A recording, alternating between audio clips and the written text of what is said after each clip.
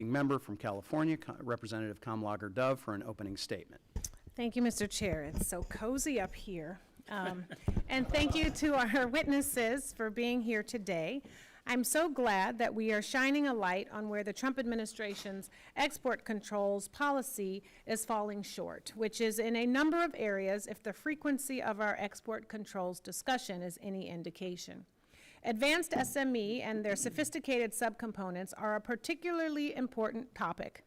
Effective controls are ones that target the strongest choke points in the advanced chip supply chain, and these technologies remain important contenders for those points of leverage.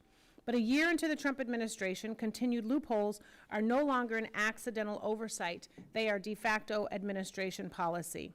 That's because the key obstacle to a more effective controls is Trump himself. Over the past few months, Trump has visibly transformed export controls from a national security tool to a negotiating tool that can be traded away to serve his own political and personal interests.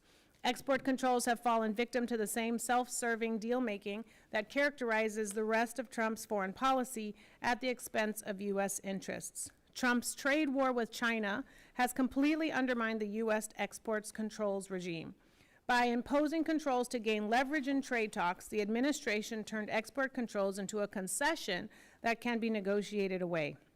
Pausing the 50% affiliates ruling gives Chinese entities a year to create workarounds, reducing the national security benefits in proportion to the economic impact to U.S. companies. Not only that, linking controls to the trade talks has invited Chinese retaliation to a degree that we've never seen, not even under the Biden administration. Trump has tied our hands by giving the PRC an excuse to deem any new export control regulation as a restarting of the larger tariff war. Of course, this is not the first time that this administration has prioritized deal-making with export controls over U.S. national security. Trump rescinded the AI diffusion rule on the same day he arrived in the Middle East to announce unprecedented sales of AI chips to the UAE and Saudi Arabia before any security agreements were put in place.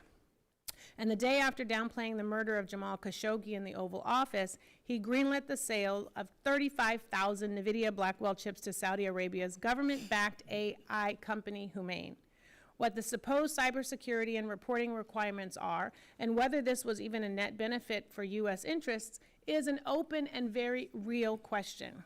It's almost as if the U.S. export control policy is being driven by personal interests of maybe the president or key advisors, whose crypto company reportedly benefited from a $2 billion investment from the UAE in exchange for the Nvidia deal. That's why I introduced a state auth amendment requiring an investigation into this apparent quid pro quo, which all of my Republican colleagues voted against. Trump's export control deal-making has even extended into blatantly illegal territory. The 15% fee that Trump is planning to charge Nvidia and AMD to sell AI chips to China is explicitly outlawed in the Export Controls Reform Act, and for good reason. It would turn export control licenses into pay-to-play arrangements that allow Trump to sideline national security considerations and extort U.S. companies. That's why I introduced my BIS License Fee Prohibition Act with Representative Krishnamurthy, which imposes enforcement mechanisms to compel the administration to follow the law. Again, none of my Republican colleagues have signed on. Trump is doing all of this while pursuing counterproductive immigration policies like the $100,000 fee for H-1B visas that is driving away high-skilled talent that we need to win the AI race. Meanwhile, the PRC has just launched a new K visa to attract foreign talent in science and technology sectors. We all have an interest in ensuring U.S. export controls advance our core national security interests.